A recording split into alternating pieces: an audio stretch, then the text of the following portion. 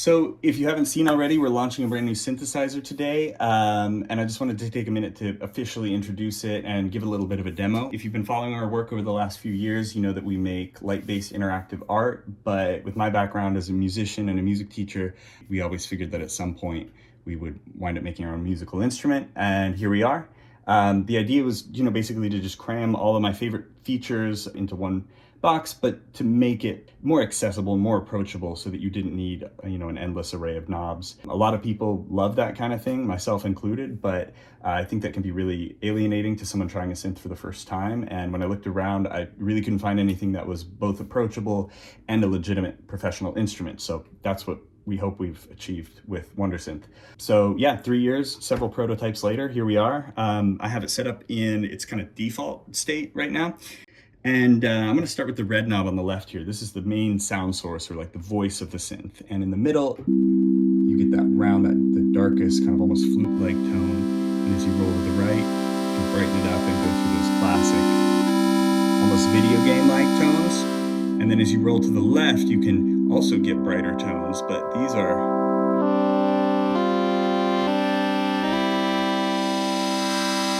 waveforms I created using FM synthesis, and so they have a more kind of organic quality, or almost like a nasal tone.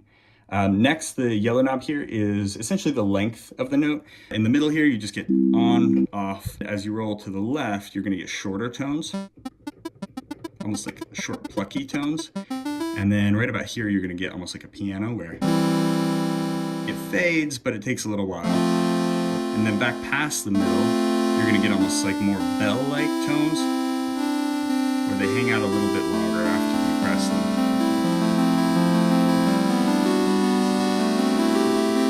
And then all the way to the right, you get these pad-like tones where there's a long fade in to each note.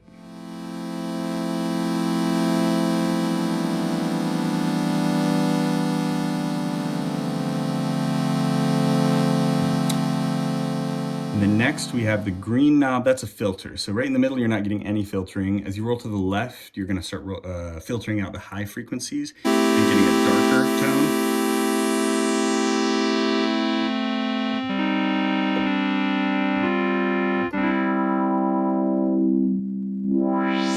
And then as you roll to the right, you're gonna filter out the low frequencies and wind up with a more brittle, thin tone.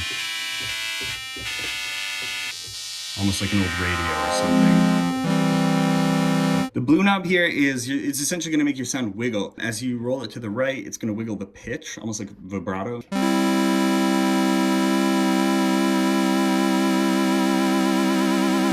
then you can really go crazy with it. And kids like that.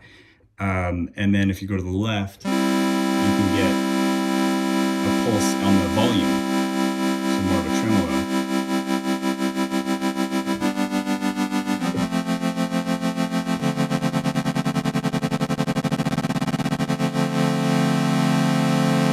The black knob here is just chorus. So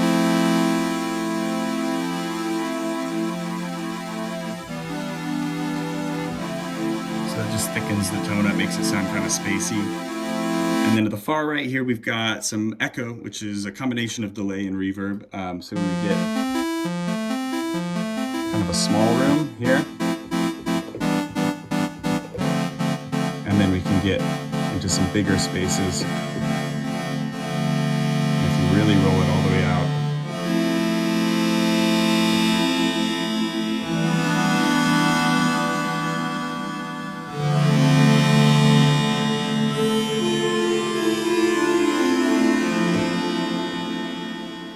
And then up top, you've just got a few kind of utility controls. These here are your 3 voice modes. So far we've been just hearing it in poly mode, which just means as you press down more keys, they stack on top of each other. This one has 16 voice polyphony, which is quite a lot for most synths. It's one of the reasons we made it digital, so that you can really stack up a lot of voices. Far to the left, you've got a mono mode. So you can only play one note at a time, but they glide between each other.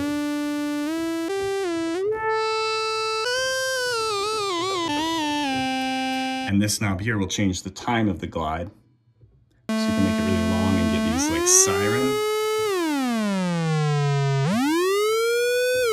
siren-like effects, or you can make it really short and get kind of some cool, almost Baroque sounds.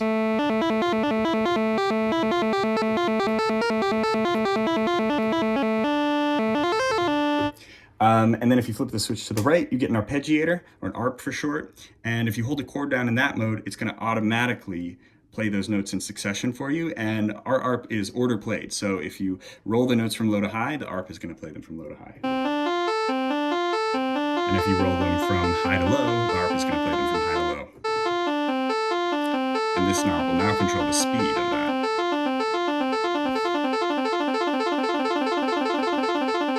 And this is a really fun mode to just hold something in while you mess with the other knobs.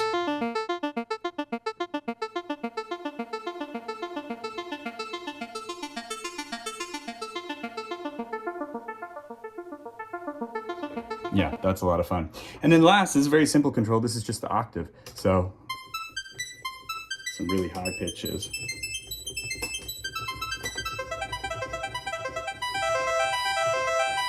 And we can go down and get some really nice bass tones.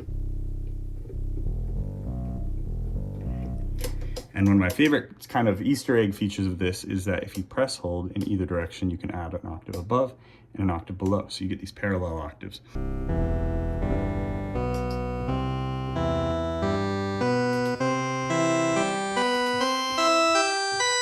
And then if you have that turned on and you kind of set some of the other settings just right, you can get something that almost sounds like an old-fashioned organ.